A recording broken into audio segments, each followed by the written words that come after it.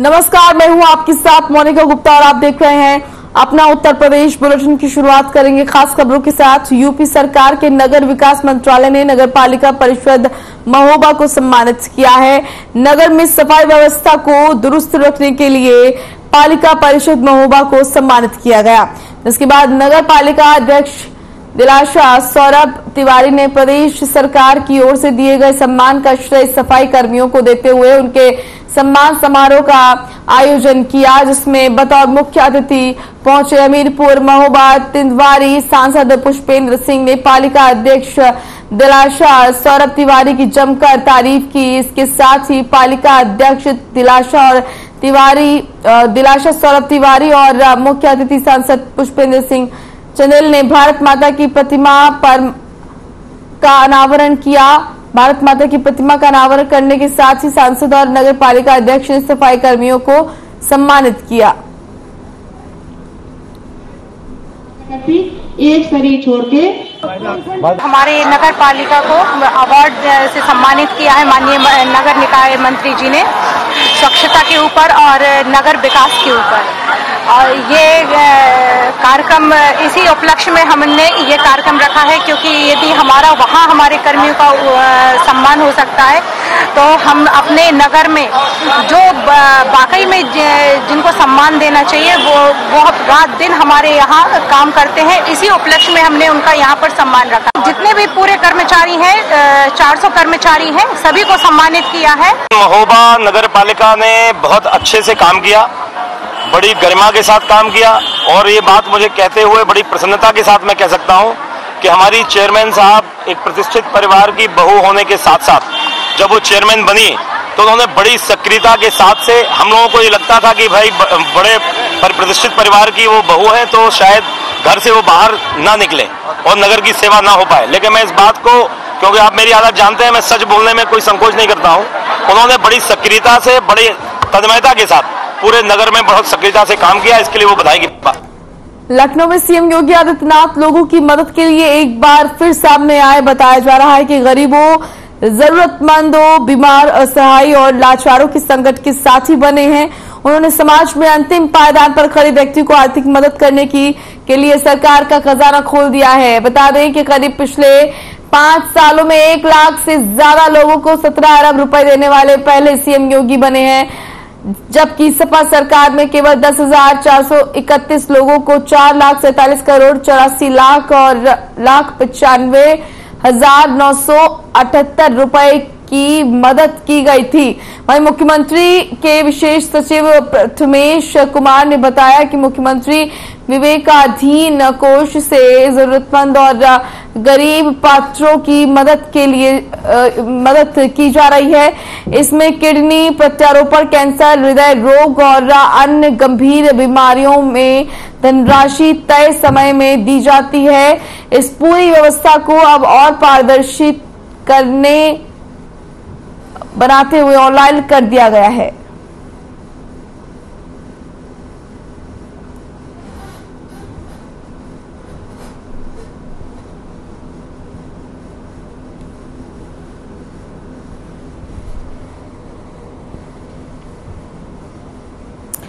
बलरामपुर से बड़ी खबर आ रही है। बदमाशों ने लूट को दिया अंजाम, युवक पर हमला कर लूटी बाइक।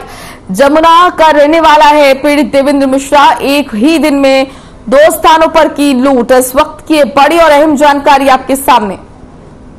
बलरामपुर से बड़ी खबर, बदमाशों ने लूट को दिया अंजाम, युवक पर हमला कर लूटी बाइक। जमुना का रहने वाला है पीड़ित।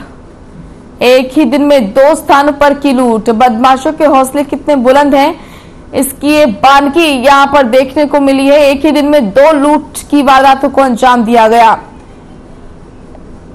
बड़ी खबर आपके सामने।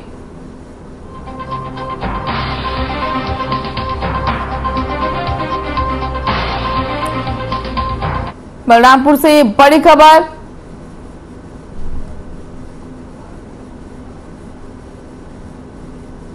बदमाशों ने लूट को अंजाम दिया।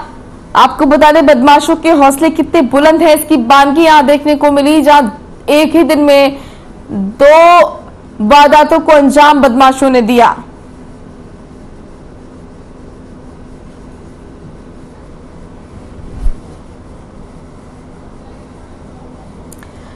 बुलंदशहर से स्वास्थ्य विभाग में नौकरी लगवाने के नाम पर पैसे की लेने देने की बात करने का वीडियो सामने आया है, जिसमें 1 लाख रुपए में नौकरी लगाने की बात कही जा रही है। हालांकि वीडियो पुराना बताया जा रहा है।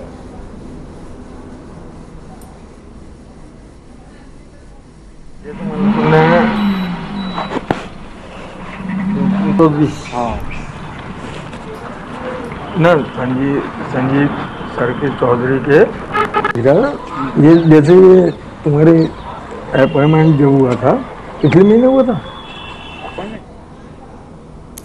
सीतापुर में अतिक्रमण हटाने को एक बार फिर बुलडोजर चला, जहां डीएम मनोज सिंह के आदेश पर सिटी मजिस्ट्रेट ने ट्रांसपोर्ट चौराहे पर सड़क पर अतिक्रमण को बुलडोजर से हटवाया। आपको बता दें कि ट्रांसपोर्ट चौराहे पर अवैध रूप से खोखे और दुकानें बनाई गई थीं, जिसको लेकर जिला प्रशासन ने बुलडोजर चलाकर गिरवा दिया। हालांकि बुलडोजर चलने के वक्त पूर्व नगर पालिका चेयरमैन आशीष मिश्रा ने दुकानदारों, खोखे मालिकों की तरफ से जनता का पक्ष लिया और प्रशासन से मांग करते हुए कहा कि इनको कोई स्थान दिया जाए जहां पर अपनी दुकान लगा सकें।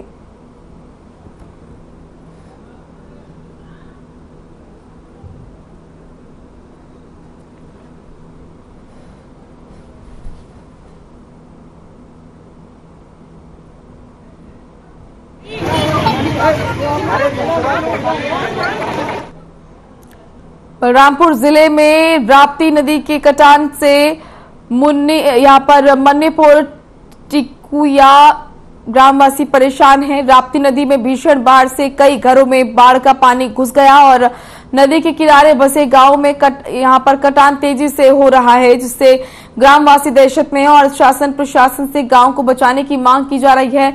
वो खुले आसमान के नीचे रहने को मजबूर हैं।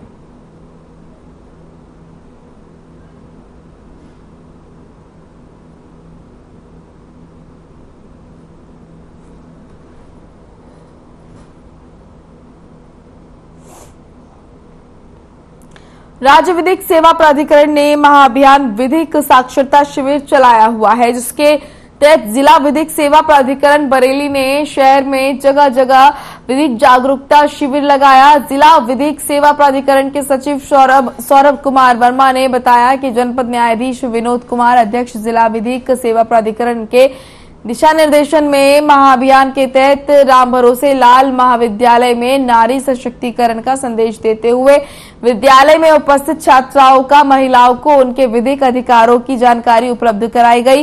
इसके साथ ही राजकीय संप्रेक्षण गृह में भी विधिक जागरूकता और साक्षरता शिविर लगाया गया, जिसमें संप्रेक्षण गृह में रहने वाले नाबालिग बाल अपराध के बंदियों को उनके विधिक कानून बताए गए।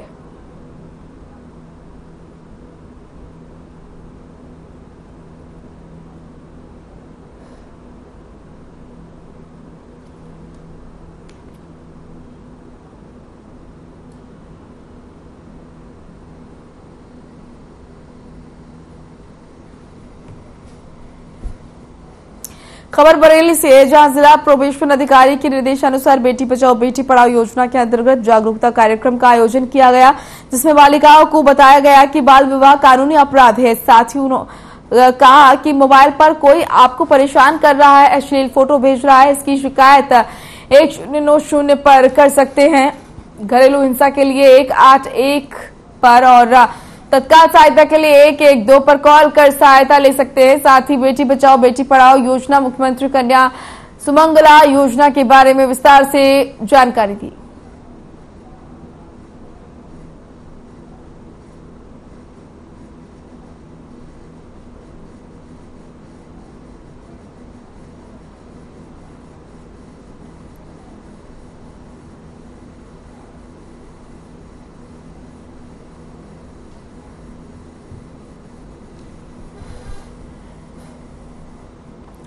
महाराजगंज में यातायात माह नवंबर के तहत यातायात पुलिस प्रतिदिन लोगों को नियमों के प्रति जागरूक कर रही है, जिसको लेकर चौकी प्रभारी मनीष पटेल ने छात्रों के साथ रैली निकाली। इस दौरान चौकी प्रभारी मनीष पटेल ने कहा कि सिर सलामत तो सब सलामत, इसलिए बाइक चलाते समय हर हाल में हेलमेट का प्रयोग करें। साथ ही 4 पहिया वाहन चलाते समय सीट बेल्ट लगाएं और वाहन चलाते समय नियमों और चिन्हों और संकेतों का भी पालन करें, काली फिल्म और हूटर का प्रयोग न करें। वहीं उन्होंने कहा कि वाहन चलाते समय 10 मीटर की दूरी बनाए रखें।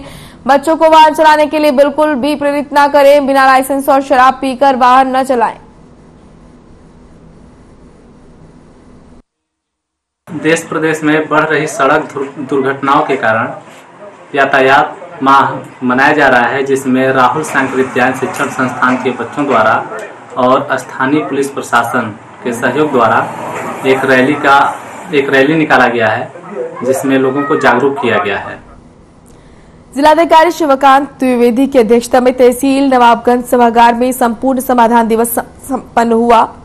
संपूर्ण समाधान दिवस में कुल 90 शिकायतें मिली, जिसमें मौके पर एक शिकायत का निस्तारण किया गया। जिलाधिकारी ने संपूर्ण समाधान दिवस में आए लोगों की शिकायतों को एक एक कर सुना और संबंधित अधिकारियों को निस्तारण करने के निर्देश दिया। साथ ही उन्होंने कहा कि संपूर्ण समाधान दिवस में राजस्व विभाग, पुलिस विभाग, विद्युत विभाग, पूर्ति विभाग, स्वास्थ्य विभाग की शिकायतें ज्यादा आई हैं, जिस पर जिलाधिकारी ने संबंधित अधिकारियों को शिकायतों का शीघ्र निस्तारण करने के निर्देश दिए।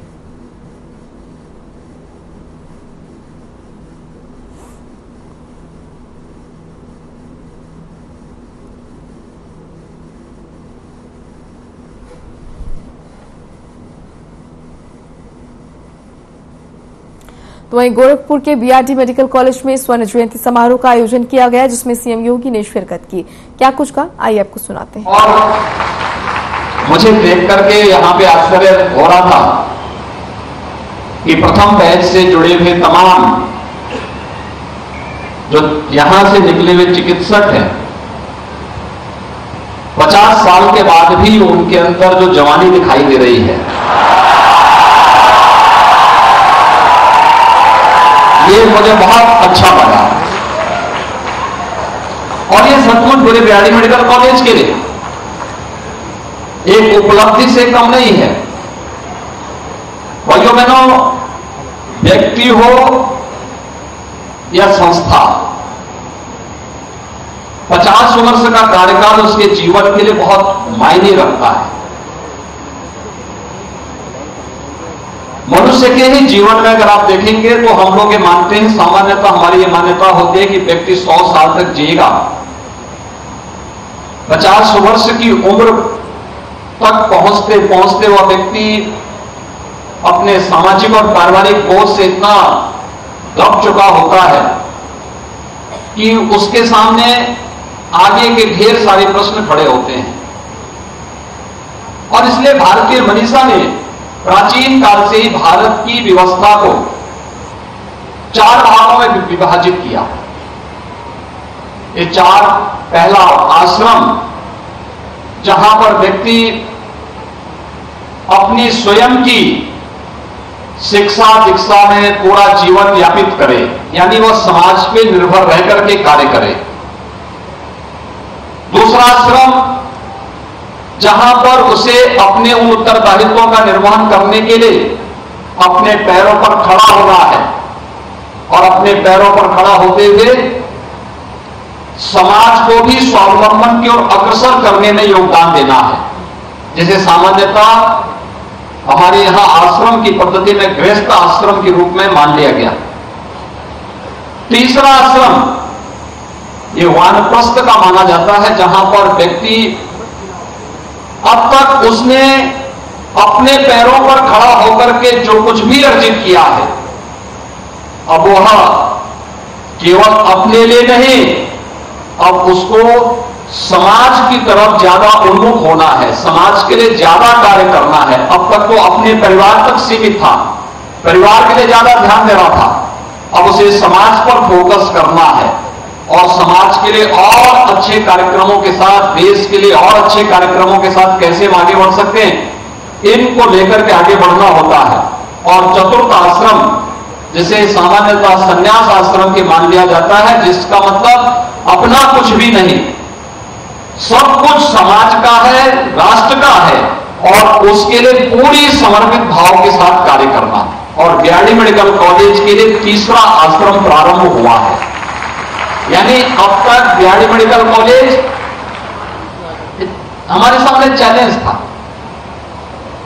मैं पिछले लगभग 30 वर्षों से बिहाड़ी मेडिकल कॉलेज की यात्रा को अपनी आंखों से देख रहा हूं और मैंने इस बात को महसूस किया है। बिहाड़ी मेडिकल कॉलेज ओपिक्सा का दंश झेला, यहां पर अस्तित्व का संकट भी खड़ा हुआ और एक समय तो ऐसा लगा मुझे कि हम लोग ये मानते थे कि अगर वास्तव में मेडिकल कॉलेज के यहां पर पहिए होते तो ये भी यहां से कहीं शिफ्ट हो गया होता। लेकिन आज बिहाड़ी मेडिकल कॉलेज पूर्वी उत्तर प्रदेश के बेहतरीन स्वास्थ्य केंद्र के रूप में उभरा है और अब एक नई स्वस्थ प्रतिस्पर्धा के लिए बिहाड़ी मेडिकल कॉलेज को तैयार होना है और इसमें पुरातन और नवीन का बेहतरीन संगम इस स्वर्ण जयंती वर्ष के अवसर पर हम सबको यहां पर देखने को मिलना चाहिए। आप में से बहुत सारे लोग ऐसे हैं जिन्होंने अपने क्षेत्र में कुछ विशिष्ट काम किया है, लेकिन अपनी विशिष्टता को केवल अपने तक सीमित रखना ये उपलब्धि नहीं हो सकती। आपने जो कुछ भी किया है उसको समाज को समर्पित करने की बारी अब आ चुकी है। खासतौर पर जिन लोगों ने बिहाड़ी मेडिकल कॉलेज और अपने जीवन के भी 50 साल पूरे कर लिए हैं, उनको अब समाज की तरफ उन्मुख इस रूप में होना है। यद्यपि एक चिकित्सक का पूरा जीवन समाज के लिए समर्पित होता है, लेकिन अब हम अपने ज्ञान के इस प्रचार प्रसार को और तेजी के साथ कैसे आगे बढ़ा सकते हैं, यह एक महत्वपूर्ण अवसर आप सबके सामने होगा। आज चिकित्सा स्वास्थ्य के क्षेत्र में देश और दुनिया के अंदर बहुत कुछ नया हुआ है और नयापन जो देखने को मिल रहा है। इस सदी की सबसे बड़ी महामारी को हम सबने झेला है, देखा है, नजदीक से देखा है, महसूस किया है। पूर्वी उत्तर प्रदेश का डेडिकेटेड कोविड हॉस्पिटल का बिहाड़ी मेडिकल कॉलेज सबसे बड़ा केंद्र था और बेहतरीन परिणाम भी बिहाड़ी मेडिकल कॉलेज ने दिया। उन सभी स्थितियों को ध्यान में रखते हुए कि वास्तव में बीमारी का उपचार ही क्या उसका सर्वोत्तम उपाय है, कोरोना महामारी ने हम सबके सामने ढेर सारे उदाहरण प्रस्तुत किए हैं। समय से लिए गए निर्णय, टीम वर्क और अगर हम थोड़ी सावधानी रख करके बचाव के उपाय पर ध्यान देने के लिए लोगों को प्रेरित कर सकें तो बड़ी से बड़ी महामारी को भी नियंत्रित किया जा सकता है।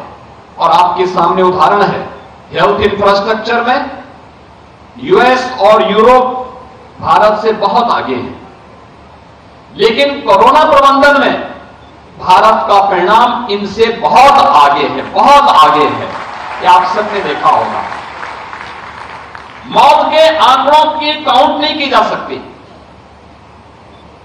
लेकिन जब हम कोविड प्रबंधन की ही बात करते हैं, 135 करोड़ की आबादी का भारत प्रधानमंत्री मोदी जी के नेतृत्व में कोविड की आहट के साथ ही अपने आप को तैयार कर चुका था। समय के अनुरूप प्रधानमंत्री जी का मार्गदर्शन, हरेक क्षेत्र से जुड़े हुए विशेषज्ञों के साथ संवाद, शासन को सक्रिय करना, प्रशासनिक मशीनरी को जमीनी धरातल पर उतारने का कार्य करना और इस कार्यक्रम को मजबूती के साथ आगे बढ़ाने का परिणाम किस रूप में हम सबके सामने आया है, ये किसी से छुपा हुआ नहीं और उसका परिणाम भी हम सबके सामने आया। इतनी बड़ी आबादी के लिए फ्री में टेस्ट की व्यवस्था करना, फ्री में उपचार की व्यवस्था करना, फ्री में वैक्सीन की व्यवस्था करना, केवल वैक्सीन की 2 डोजेज ही नहीं, प्रिकॉशन डोज भी हर व्यक्ति को फ्री में उपलब्ध करवाने की व्यवस्था करना। और यही नहीं, हर महामारी हमेशा अपने पीछे कुछ अपना साइड इफेक्ट भी छोड़ती थी। हर महामारी अपने पीछे भूखमरी लेकर के आती थी और पहली बार भूखमरी के लिए 80 करोड़ लोगों को फ्री में राशन की सुविधा का लाभ देने का कार्य भी अकेले भारत के अंदर हुआ है, दुनिया के अंदर कहीं नहीं हुआ। हम लोग भी इस लड़ाई में प्रधानमंत्री जी के मार्गदर्शन में लगातार कार्य करते रहे और लगातार कार्य करते हुए हम लोगों ने इस बात को महसूस किया कि समय से लिए गए निर्णय का परिणाम किस रूप में आगे बढ़ सकता है। और पहली बार हुआ है, खासतौर पर बीआरडी मेडिकल कॉलेज से जुड़े हुए जो चिकित्सक हैं, जिन्होंने यहां से डिग्री प्राप्त की है या जो यहां पर वर्तमान में कार्यरत हैं, उनको भी मैं कहना चाहूंगा कि आप देख सकते हैं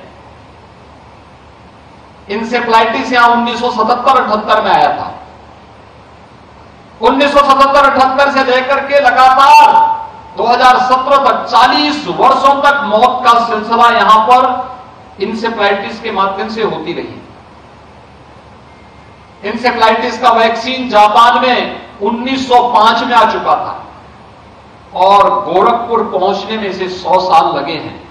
2005 में इंसेफ्लाइटिस का वैक्सीन गोरखपुर पहुंचा है, लेकिन कोरोना महामारी के दौरान वैक्सीन, स्वदेशी वैक्सीन, एक नहीं 2 वैक्सीन भारत को मात्र 9 महीने के अंदर प्राप्त हो चुके थे। यानी समय से ले गए निर्णय, एक संवेदनशील व्यवहार और विशेषज्ञों की टीम के साथ संवाद का परिणाम किस रूप में सामने आ सकता है, यह कोरोना प्रबंधन हम सबके सामने देखने को मिलता है। और यही परिणाम, यही कारण रहा है कि हेल्थ इंफ्रास्ट्रक्चर में हो सकता है कि अमेरिका और यूरोप हमसे अच्छा रहा हो, लेकिन कोरोना से होने वाली मौतों के आंकड़ों को अगर आप देखेंगे तो अमेरिका की आबादी भारत की आबादी की 1/4 है, लेकिन अमेरिका में कोरोना से मौतें भारत से दुगनी हुई हैं। यूरोप में भी इसी प्रकार के आंकड़े सामने, चौंकाने वाले आंकड़े देखने को मिलते हैं। और इसलिए आप सभी इस फील्ड के विशेषज्ञ हैं, मैं आप सबसे इस बारे में कहना चाहूंगा, हमें कोरोना प्रबंधन से बहुत कुछ सीखने को मिलता है और हमें हमेशा इस बात को ध्यान में रखना होगा कि कौन से ऐसे पक्ष थे जो हमारे अच्छे थे, जो कोरोना प्रबंधन को भारत को दुनिया के अंदर एक मॉडल के रूप में प्रस्तुत करने में जिससे मदद मिली, और उसे हम दैनिक जीवन में भी किस रूप में ले सकते हैं, यह इसका एक माध्यम बनेगा। दूसरा, 1200 से 1500 के आसपास यहां पर बीआरडी मेडिकल कॉलेज से पास आउट जो छात्र रहे हैं, वे जीवन के प्रत्येक क्षेत्र में कार्य कर रहे हैं और आज इस कार्यक्रम में अपने कॉलेज के स्वर्ण जयंती समारोह के साक्षी बनने जा रहे हैं। सचमुच आपका आगमन गोरखपुर के दृष्टि से अत्यंत महत्वपूर्ण है। आप जब गोरखपुर में पढ़ते रहे होंगे तो अब गोरखपुर छोटी सिटी थी, बीआरडी मेडिकल कॉलेज सिटी से दूर था, और यही नहीं, आवागमन की सुविधा भी बहुत खराब थी। ट्रेन की सुविधा लगभग ना के बराबर थी, एयर कनेक्टिविटी नहीं थी। बीआरडी मेडिकल कॉलेज में सुविधाओं का अभाव था। मुझे याद है जब 1998-99 में मैंने बीआरडी मेडिकल कॉलेज का भ्रमण किया था इंसेफ्लाइटिस के मरीजों को देखने की दृष्टि से। एक बेड में 4 मरीज भर्ती थे, बड़ी बदबू थी, कोई इंफ्रास्ट्रक्चर नहीं था। लेकिन आपने देखा होगा जब आप स्वर्ण जयंती समारोह में देश से, दुनिया से, किसी भी देश से जब गोरखपुर में आए होंगे, बहुत सारे लोग ऐसे होंगे जो कई वर्षों के बाद गोरखपुर आए होंगे, आज आपको गोरखपुर बदलता हुआ दिखाई दिया होगा। बीआरडी मेडिकल कॉलेज का मार्ग 4 लेन के मार्ग में बदल चुका है। गोरखपुर में देश के सभी प्रमुख स्थलों से वायु सेवा प्रारंभ हो चुकी है। आज के दिन में गोरखपुर में 14 फ्लाइट आ रही है, एक गोरखपुर में आ रही है, ट्रेन की अच्छी सुविधा हो चुकी है, और बीआरडी मेडिकल कॉलेज का इंफ्रास्ट्रक्चर भी आपने देखा होगा। बीआरडी मेडिकल कॉलेज में अच्छी सुविधा आपको मिली है, सुपर स्पेशलिटी का भी ब्लॉक बन चुका है। आज यहां पर हम नर्सिंग और फार्मेसी कॉलेज के छात्रावास और कॉलेज भवन के शिलान्यास का कार्यक्रम भी कर रहे हैं। सीआरसी और रीजनल मेडिकल रिसर्च सेंटर भी बीआरडी मेडिकल कॉलेज का यहां पर उसके लिए पर्याप्त धनराशि उपलब्ध कराई जा चुकी है। ये सभी बदलती हुई तस्वीर के रूप में बीआरडी मेडिकल कॉलेज को एक नई पहचान के रूप में प्रस्तुत करते हैं। और इसलिए मेरी आप सबसे मेरा अनुरोध होगा आप सबसे कि हमारा कुछ दायित्व तो हमारा भी बनता है। याद रखना कि हम सब चलिए फिलहाल अपना उत्तर प्रदेश में इतना ही। आप देखते रहिए खबरें। नमस्कार।